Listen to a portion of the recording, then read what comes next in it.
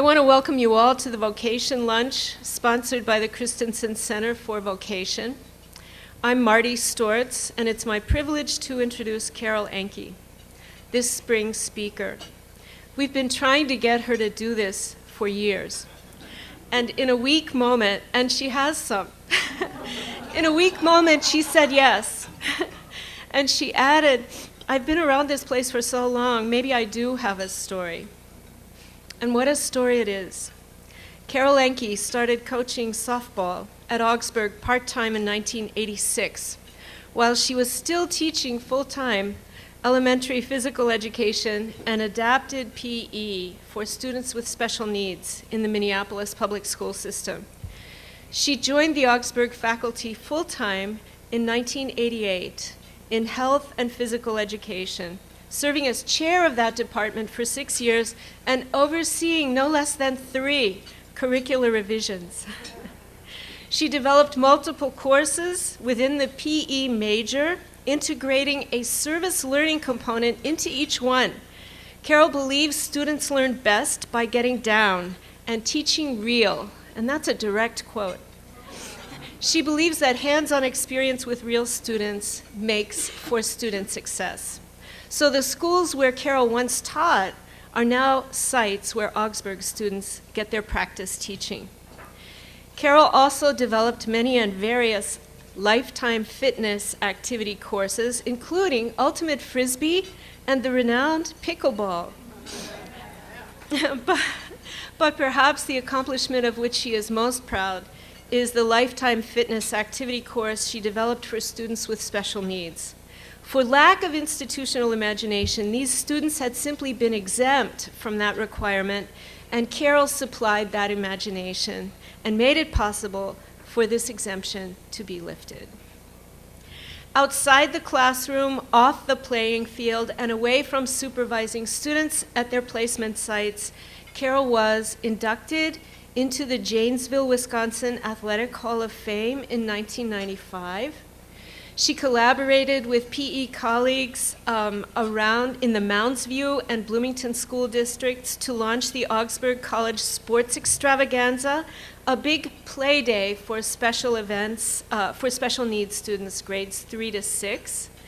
She was named West Region Softball Coach of the Year in 1991, and in 2013, she received the Lou Keller Award, honoring outstanding service and contributions to health by a university professional. She's a dedicated runner. I think some of her running buddies came out especially for this. 5K, 10K, half marathon, and full marathon. Finally, Carol lays claim to latent performance talents. With her colleague, Frankie Shackelford, there was that memorable rendition of Jimmy Buffett's Margaritaville in honor of Joyce Pfaff's retirement, performed with music, singing, and loud Hawaiian print shirts. It lives in memory. And most of us know Carol as coach. Now spearheading the Tommy's Augies Challenge, she cheers us all on. Play is important to Carol, as you see on the projector.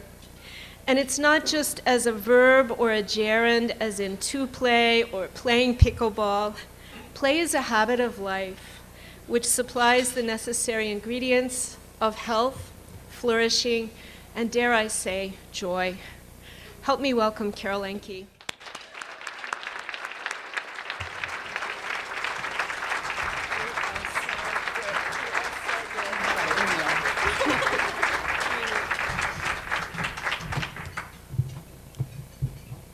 It was much easier sitting down there. Thanks, Marty, and thanks to all of you for being here today. Who remembers these? Tell the truth. Raise your hand. 45s. Stay in your chairs. Give yourselves a little room. And let's move. Every morning. Let's do it. Come on, come on. Let's go. Let's go. More Tommy minutes against them. Let's go.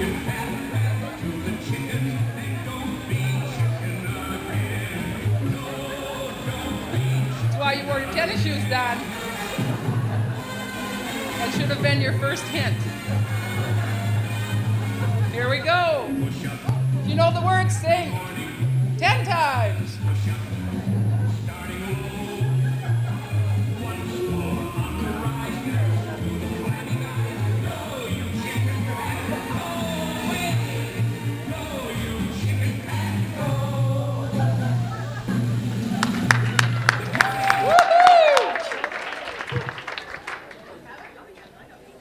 Woo!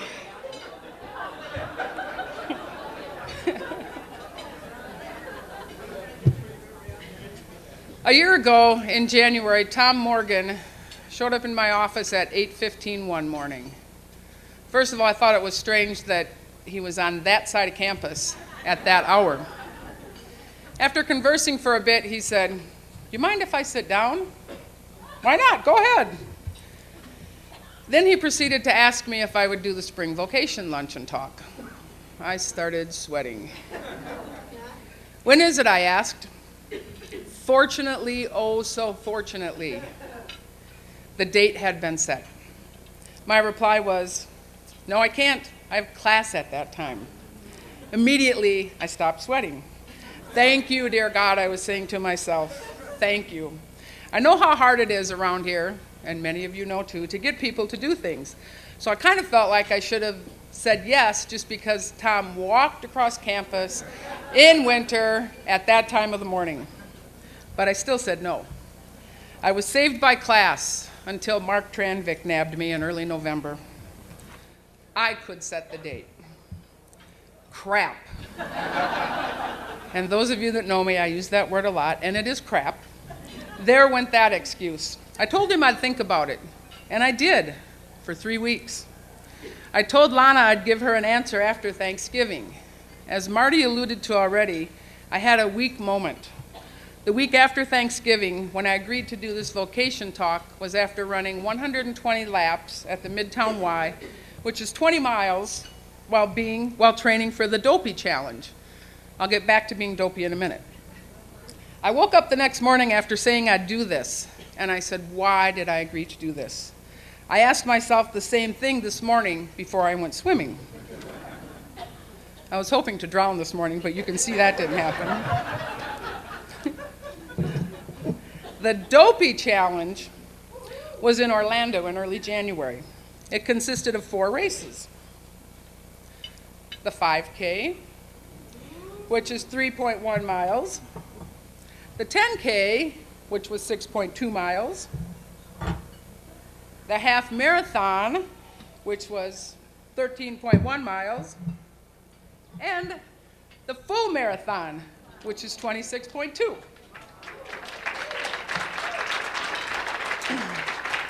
By the way, my great niece gets these medals when I die, and she can't wait till that happens. She's only 7, but she wants these medals. I took on the Dopey Challenge for the same reason I took on the challenge of giving this talk. Every lesson plan my students write, I challenge them to get out of their boxes and comfort zones. I challenge them to teach new and exciting games and activities to the elementary and secondary students they are teaching. Relays, ships across the ocean, and freeze tag, they've all run their course. Come on, we can do better than that. I figured if I challenge them to get out of their comfort zones, then being dopey and doing this talk presented me with an opportunity to get out of mine. Truth be told, I am totally out of my comfort zone up here. That's the truth. This was harder to prepare for than any class I have ever taught. I am typically not a person who gets stressed, but this has had me stressed out since I said yes in that weak moment. I'm not sweating yet though, so that's good. My personal and professional lives are intertwined. As Marty said, both revolve around the idea of play in ways that are very similar. Play is an integral and necessary part of my life. I have never thought of my profession as work or as a job, except when I did my 6-year sentence as department chair and when accreditation rolls around. That's when it becomes work. In 5th grade, I wrote my autobiography. And I said, oh, it gets better. I said I wanted to be a Phi Ed teacher. I wrote my autobiography again in 10th grade. Believe it or not, I said the same thing. My English teacher, Mrs. Burrows, look at this writing, it's impeccable, commented on my autobiography. Your destiny is to be a physical education teacher. You would bring a nice sense of humor. She was right, wasn't she? And a healthy respect for scholarship into a field which sometimes forgets these things. After rereading this, I realized, and she was an English teacher, I realized that she had an understanding for physical education that not very many people have, even today. Yes, physical education is about play, but much is learned through play in the physical, cognitive, and affective domains. I believe Mrs. Burrows understood this back in the 70s, a long time ago. I also said I wanted to go to the Olympics, but I never specified if it was as a spectator or an athlete. So I guess I attained that goal as a spectator in 1996 when I went to Atlanta, even though I'm sure I thought I'd be a participant. I'm not sure what the starting age is for the Senior Olympics, but perhaps someday I can go to the Olympics as an athlete. In 5th grade also, there were after-school sports for boys, but certainly not for girls. And there was no way the girls could participate with the boys. My 5th grade teacher, Mr. Arnold, knew my love of sports, so he allowed me to referee the boys' games. I loved doing this until he was told by the principal, Mrs. Knipp, that I could no longer referee because I was a girl. This all took place pre-Title IX. And just a quick side note, Title IX is basically a federal law that allows girls and women to participate in athletics. Mrs. Knipp called me into her office and had me meet with a counselor. I didn't even have to tell you to laugh. I don't know if the counselor was supposed to do a psychological evaluation on me or what, but I do remember, why was I even in the office? Mrs. Knipp called my parents. Now, in that day and age, children were fearful of the principal calling their parents. I was not. Well, not in this particular situation anyway. Fortunately, my mom answered the phone. If my dad had answered, I'm not sure I could have repeated what he may have said. Mrs. Knipp asked my mom when I was going to start acting like a young lady. I'm sure my mom had absolutely no idea what she was talking about, because I was always playing with the boys in the neighborhood. Mrs. Knipp didn't understand why I had this interest in athletics and why I was always out playing football and kickball with the boys at recess. My mom's reply was, she already is a young lady, and it's really none of your business. At least my mom didn't use swear words. My dad would have. I had no clue what I was supposed to be doing at recess if I wasn't playing kickball or football. I certainly had no idea what the girls were doing at recess. If I had to guess, though, they were probably yakking. And really, as you've noticed, nothing moves but your mouth when you yak. When I finished my softball playing career and degree at the University of Minnesota, I always wanted to track down Mrs. Knipp and let her know that playing sports and doing unladylike things, in her opinion, paid for my 4 years of college, not to mention the many memories and opportunities as a result of being a student athlete. I never did, though. My mom played fast-pitch softball in small-town Wisconsin with her sisters. She loved the game. When softball was added my junior year of high school, she would be my catcher without a glove while I practiced pitching. She had never grown up using a glove. Either she was tough or I really wasn't that good. Or perhaps both. With her children and grandchildren, she'd go out in the yard with a bat, ball, and play. She always bought us yard games. Remember that game, jarts? Or darts, and then they had to call it jarts because we'd injure ourselves with the points or something. I don't know. But most anything we'd play, she'd do that with us. My dad wasn't quite so athletic. If I remember right, he pulled a hamstring at my youngest brother Gary's Little League baseball game of players versus parents. That was it for him. However, he was great at replacing broken windows and anything else we damaged. From basketballs, baseballs, or anything else we happened to be hurling around the house. That was inside or outside. I grew up in an era where if you wanted to play 3 sports during high school, you played 3 sports. There was very little overlap in seasons, and summers were just that. Summers were for one to be and play and do whatever one wanted. Also in the summers, my 2 oldest brothers, Lyle and Rod, who were 12 and 11 years older than me, would let me tag along to their slow-pitch softball games. Oops, once again, I was hanging out with the guys and not acting very ladylike. I loved shagging softballs while their teams took batting practice before games. It's not surprising that my first summer job at age 16 again involved doing something physical, teaching swim lessons and lifeguarding. And thinking about this, I have only had one job that didn't involve playing. My mom got me hired at a factory that she worked at that made axles for cars and trucks for one summer. One summer, and I knew why I was going to college.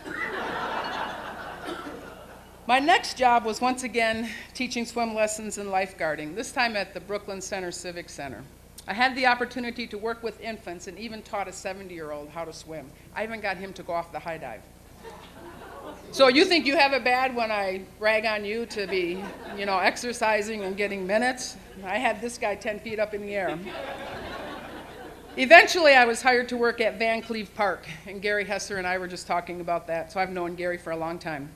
I was able to run a program called Tiny Tots for children who were 3 to 4 years old.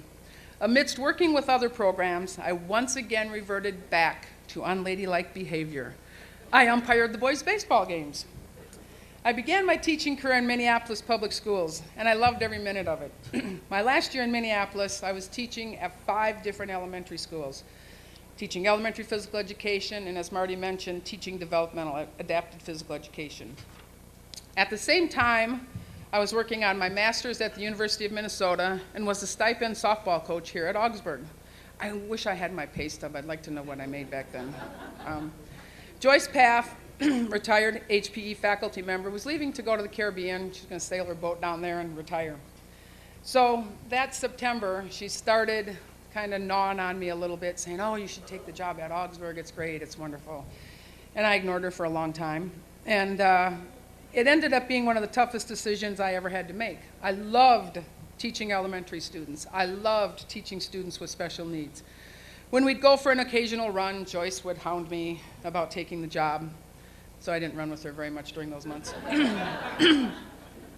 Although Augsburg offered me the job in April, I didn't commit until July, and even then, I wasn't sure it was the right decision. And now, as my Minneapolis classroom and Phi-Ed colleagues are retiring, I'm still not sure it was the right decision. I still have several years to go before I can say the R word. When I left Minneapolis for Augsburg, I took a $7,000 pay cut. I think that gap has doubled, maybe tripled, in the 26 years I've been here. That's a joke, laugh, laugh.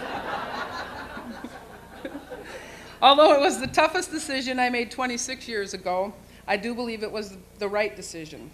Part of the reason I took the job was for 3 years I had been pink-slipped in Minneapolis. I was low on the chain of command, and Carol got a pink slip every year. So the other reason, I was tired of being on a treadmill. And those of you that know me, I can't stand a treadmill. I went from school to school to school to teach, to Augsburg to coach, to the University of Minnesota to finish my master's, home to bed, and get up the next day and do the same thing. So many things ran through my head as I debated whether or not to take the Augsburg job. I wanted to continue to make a positive impact on elementary children and turn them on to exercise at an early age with the hope that it would become a lifestyle for them. I wanted to reach them before they decided they didn't like physical activity or had bad experiences with physical activity. Hint, not all physical educators are created equal. I wanted to show them how much fun exercising could be and all the various ways their bodies could move. I wanted to teach them about their muscles and how they worked to make them healthier. And I absolutely loved the innocence and honesty of elementary children. One story that I always share with my students is about a little blonde-haired girl at Jefferson Elementary, Jefferson Open. That's why she got to call me Carol. Jefferson Open Elementary. These students only had physical education 1 day per week, and it was at 8 a.m. on a Monday. So as this little girl enters the gym, she looks at me and she says, "Carol, I like your hair so much better today than last week."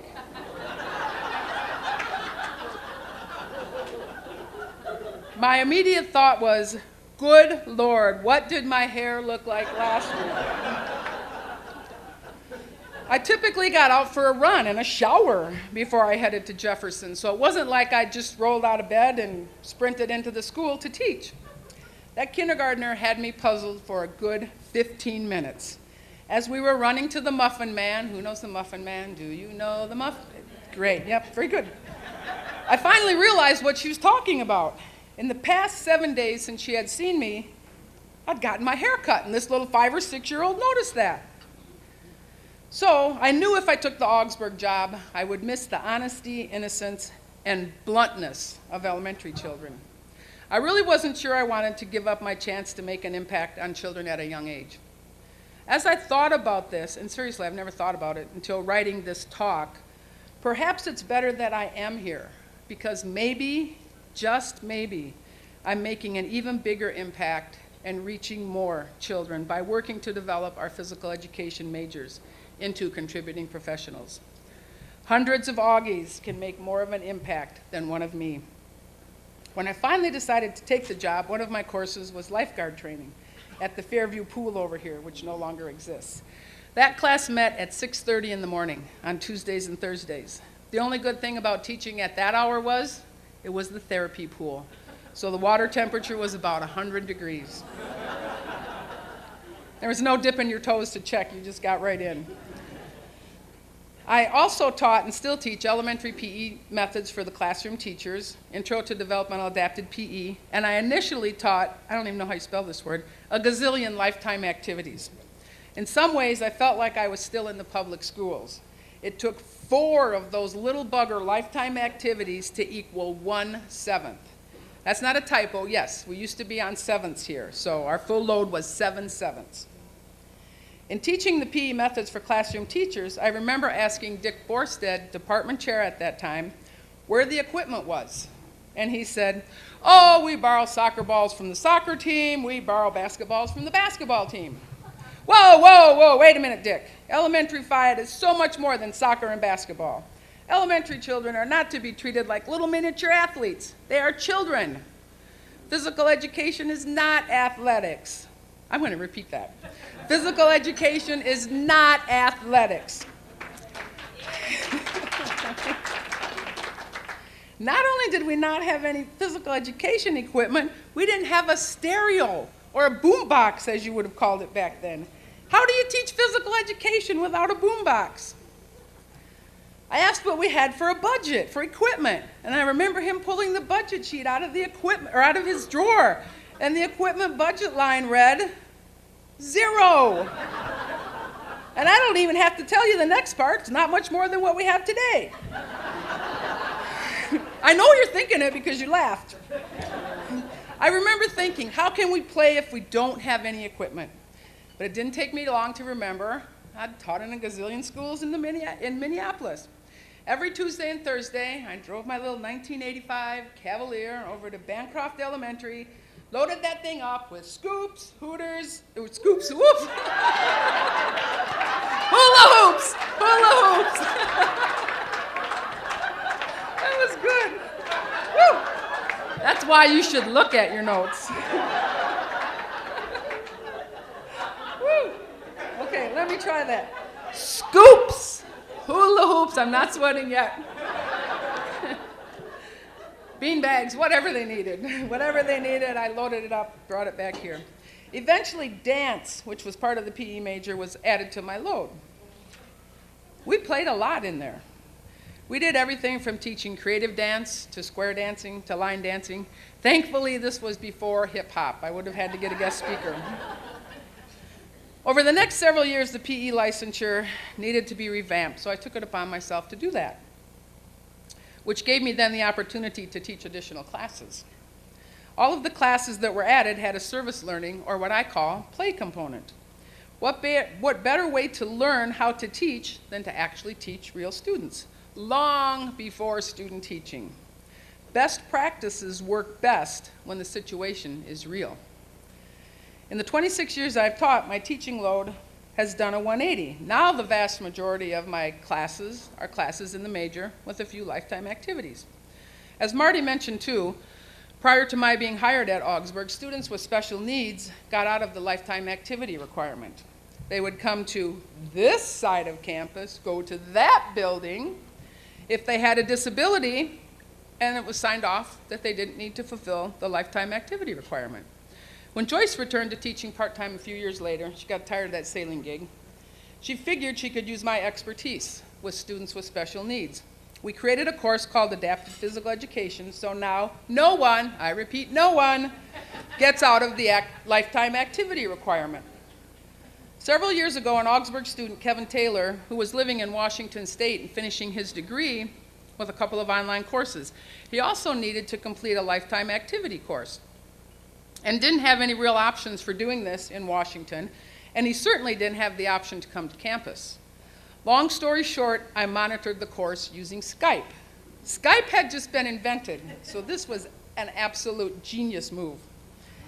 He was in a wheelchair, so he'd wheel himself into his garage, turn on his computer, pedal his arm bike, and when he was done with that, he lifted weights. Using Skype, I could monitor his workouts, but better yet, he could complete his degree. In corresponding with him recently, he commented, "It's still one of my very favorite memories of all my education." Dr. Mary Lampe had a huge impact on my learning style and later my teaching style. She had tons of energy and was very passionate about the profession. I'm guessing she was in her 60s. Doesn't that sound old? 60? 60? No, I know it's getting closer. When she was my professor, but you would have thought she was one of us, her students. In her classes, she jumped right in and moved with us. Her classes were applicable to what all of us would be doing someday, teaching through movement. Many students who major in physical education and exercise science are kinesthetic learners. They learn by doing. They learn best by being physically immersed in the subject matter. Of course, my undergrad work was long before PowerPoints, but I do not ever remember Mrs. L using an overhead to teach. I do remember classes where it was overhead, scramble, take a bunch of notes, overhead, scramble, take a bunch of notes. Needless to say, I was bored in those classes. Also, needless to say, those weren't my highest grades. Mrs. L certainly knew how to keep us on our toes and actively engaged in our learning. She was able to educate us on course content through being physically active and was an incredible role model for her students. As I have grown and continue to grow into my role as teacher, mentor, I have modeled more of her methods than any other professor. I'd like to think that if she were still alive, our teaching styles would be similar. I definitely learn best by doing. My classes revolve around learning by doing, or again, what I call play. We can only learn so much through observation. I contend that we can read all we want about effective discipline, classroom management, what a good lesson should look like. But until one is right in the middle of the action and needing to make a split-second decision, it doesn't make any sense. I'd like to share some comments a student made in a paper reflecting his experience teaching kindergartners in an elementary PE methods class. One of the most memorable experiences I had while at Loring was when I lost total control of the class. After spending numerous hours in college learning how to teach and a lot of time working on lesson plans, including how to incorporate objectives, I still was not prepared for what would happen. The same experience turned out to also be one of the best learning tools I have had and plays into my concrete sequential learning style. Everything was going well for me as the students were following directions and instructions while having fun as they did that. Imagine that. I was following my lesson plan exactly. I came to the next step, which was to have students line up on a specific line in order to move them as one big unit. Big mistake, my comment. The students either did not understand my directions or maybe they didn't feel like listening. But for whatever reason, I lost control. In what seemed like the blink of an eye, the class turned from organized and controlled to chaos. This is my favorite part. The students became the teacher, and I, the teacher, became the student, as they were now teaching me more than I was teaching them. I tried everything I learned in all the books I read and thought back to all the people who had given me advice. None of that made any difference. The only thing that could have helped me in this situation was experience. In physical education, we educate through the physical domain. Our goal is to get students, faculty and staff, up and moving. We educate through movement. It is so different, and dare I say challenging, than teaching a lesson in the classroom.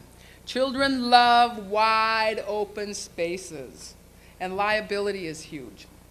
Long before they ever go to school, toddlers and children learn through play and interacting with their environment. It is part of their natural being. I don't think I've ever grown out of this stage. In observing student teachers, I've ridden my bicycle to various schools to complete these observations. I have been paid to canoe, bicycle, ice fish, you name it. Perfect while doing these observations.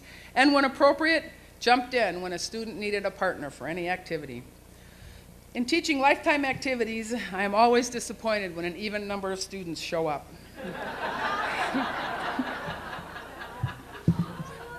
Can't somebody be gone today so I can play? In developing the Weekend College Lifetime Activity Hybrid course, I knew the content, but Nathan Lind knew Moodle. I was initially against the hybrid model for this class, but then at some point I came around to thinking that the model we had of students working out one time per week for 2 hours because of facility and schedule issues really wasn't a recipe for success. In addition to the adapted physical education course, the hybrid version of lifetime activities for our adult population may perhaps be one of the coolest courses I have ever developed. It allows our adult population to work out when it is convenient for them, engaging them in activities they enjoy within the course of their day, and hopefully shows them that it is possible to make me time for themselves. The sports extravaganza is a cool invention too. This came about as a result of a woman I went to grad school with. She said, "Carol, can we use your dome? I want to bring students over with special needs to have a big play day." I said, "Nancy, you get the elementary kids here," I said, "and I'll get the Augies here to teach." It's been an even bigger success than either of us imagined. In the 13 years we have held this event, we have averaged over 200 students with special needs each year in the dome. 9 years ago, the FTE to coaching was going to change from 28% to 70%. I was asked, what classes did I want to give up? Excuse me? None. Since I revamped the major, I felt ownership of many of these classes. Although I started my career at Augsburg as a part-time softball coach, I personally could not be that one-dimensional. I still had a strong passion for coaching, but asking me to choose which courses I didn't want to teach. In coaching, I always told my student athletes that life is about balance. I never expected them to live, eat, and breathe the game because I couldn't live, eat, and breathe the game. I was blessed to have coached student athletes who were good people from good families. And speaking of family, when family comes to town or I head to Wisconsin, we always need to be doing something physically active, and that includes the big ones and the little ones.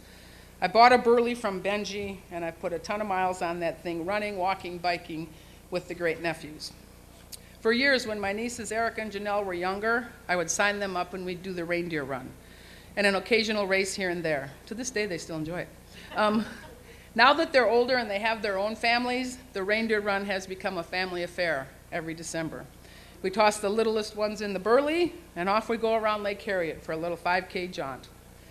The oldest 3 great nephews come to the cities for a week in the summer. The first year they visited, we hiked, biked, swam, ran, kayaked, played catch, and I was preparing to hand them back to their parents in Wisconsin. Jake, the 11-year-old, looked at me and asked, "Aunt Carol, what are we going to do next year?" Next year, Jake? Next year was 364 days away. My goal was to recover from the past week. Whether teaching or spending time with family and friends, play is an integral part of who I am. Before I make you move again and close, I'd like to thank all of my students, and Mel's one of them here, past and present, for challenging me to discover more ways for them to play in a profession that values play at all ages and abilities. And of course, my playmates that are here today. My sister Kathy and brother-in-law, Dave, came in town. Dave was actually my junior high math teacher. And he's lived to tell about it. They made the trek from Janesville, Wisconsin, just for the free meal. Retired people will do most anything for a free meal. Dave is my week-long plus golf mate. In the summer, he and Kathy come in town for a week or so. We play 18 days, every day at a different course. If you want to do that, give me a yell. You can go with us. But we go early. We go early, we move, and we get on to shopping, which is Kathy's favorite.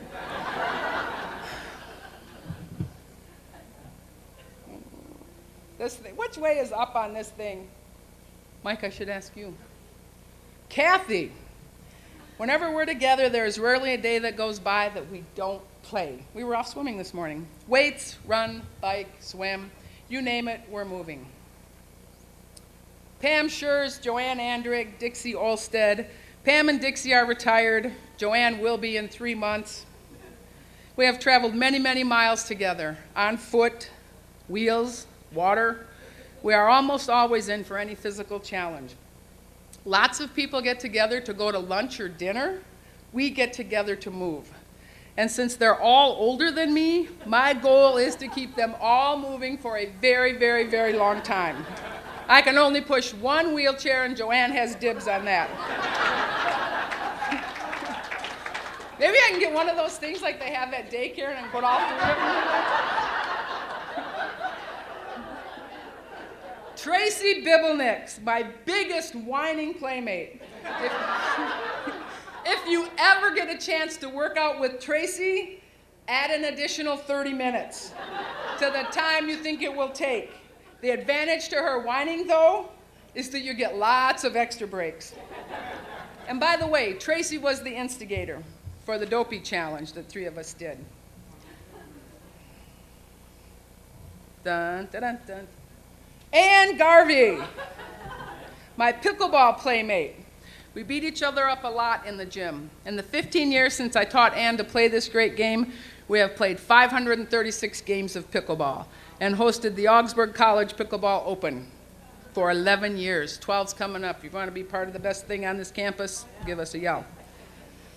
Okay, before I close, I'm going to make you move one more time. No moaning, no groaning. Stand up, give yourselves a little bit of room. And this is awesome. And who was it? Tina and, who was out there? Tina and who was with you? I don't remember. And here we go. 2, please. 1 for me, 1 for you. One ticket for him and It's one for sweating us. time. Here we go.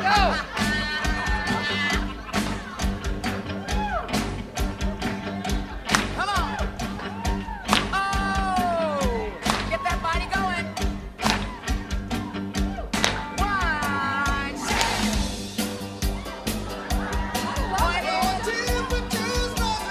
Oh yeah, 4 more.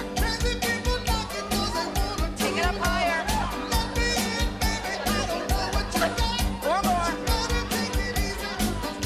It's high now. I'm sweating now.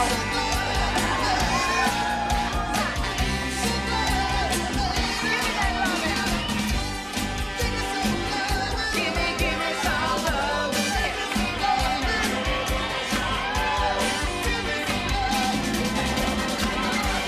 Oh yeah! Oh yeah! Give me those hands now. All the way. That's it. Couple more. I'm not done yet.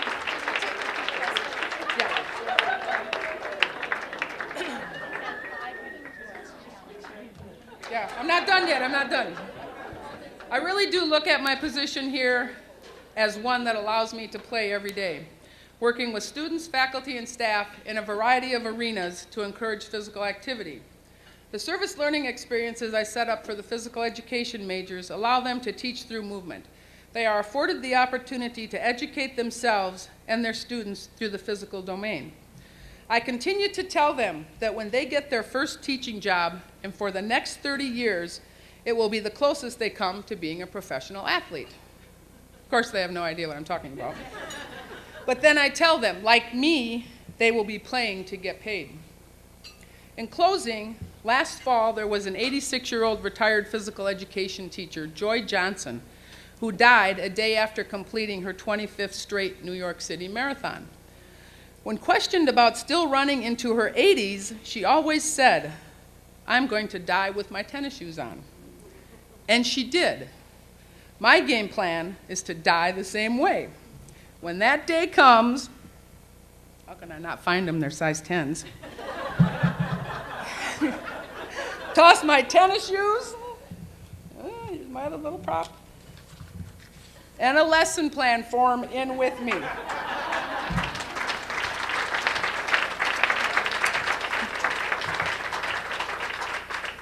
At your tables, you have some quotes, and I actually forgot we were doing that till I came in today.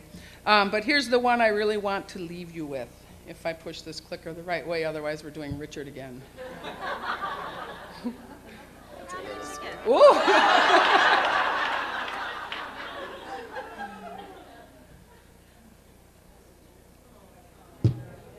The end.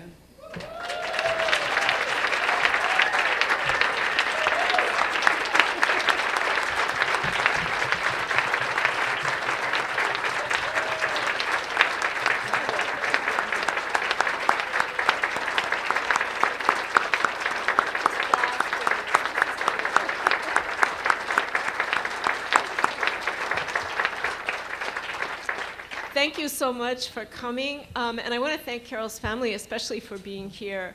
We may have a couple of minutes for questions, if there are any questions anyone would like to ask.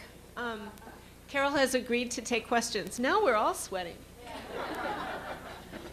And we do have a microphone if somebody does want to ask a question that you want to raise your hand. Oh, come on, you're acting like our students. Tracy. Oh, geez. Can you clarify? I might have instigated the doping, but can you clarify who finalized the deal? It was a weak moment, yes. The dopey. Yeah, Tracy sent me an email last May. She wasn't teaching, obviously. Let's do dopey.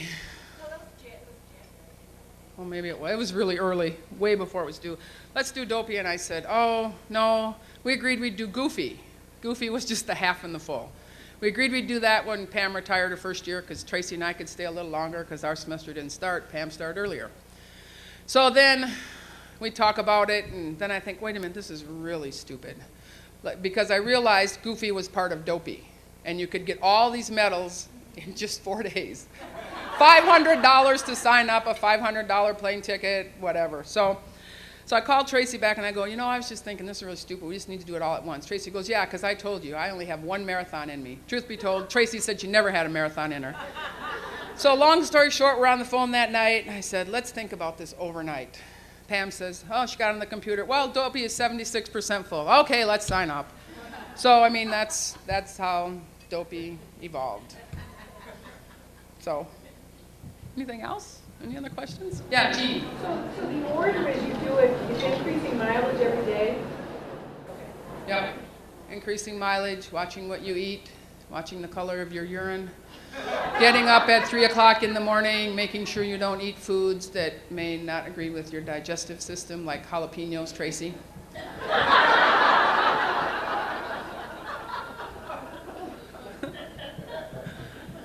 Anybody else? Do you have any questions? Yeah, Mary. I just want to report that Frankie Shackelford and I saw Gene Simmons and met him in Miami at a conference. He was on the street, but... I should have put you two up here.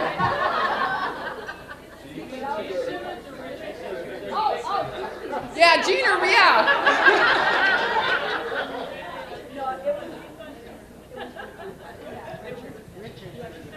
Richard.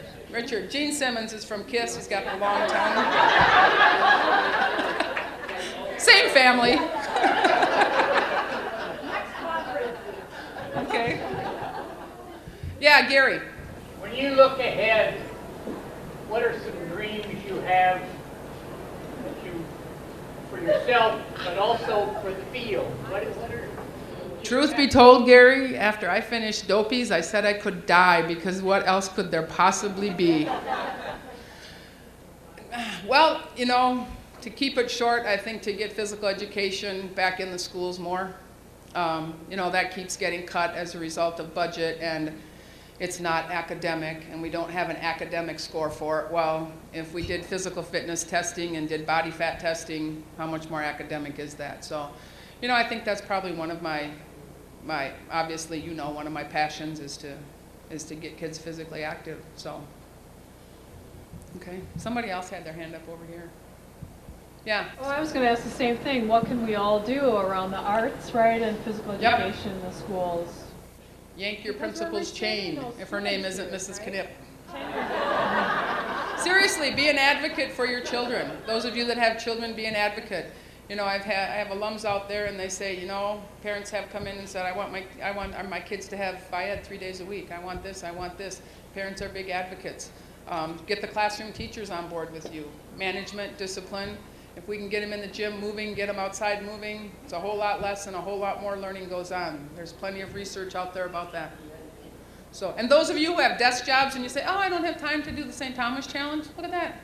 Look at that, we did chicken fat, sitting in your chairs. So,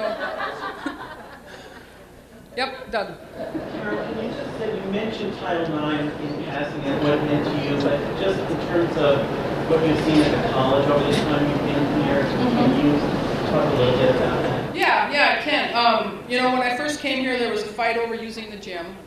We couldn't put volleyball lines down because it was the basketball court. In terms of travel, in terms of budget, just in terms of supplies, equipment that we had, things weren't equal. Joyce was a major advocate for that, fought a lot to get women on the same playing field. Women's teams use the same uniforms. You know, somebody using, what's that sport in the fall? Volleyball. Volleyball, basketball, and softball would use the same uniforms. The men, you know, they all had their own sets of uniforms. Locker rooms weren't equal. I mean, it's, you know, it's come a long way. We still have a long way to go in a lot of respects on all campuses, I think. So that's a good question. Okay. Anybody else? Okay. Leslie, thank you. Leslie got this organized from Event Services. Oh, no, that's right. Event and Conference Planning. So thank you all.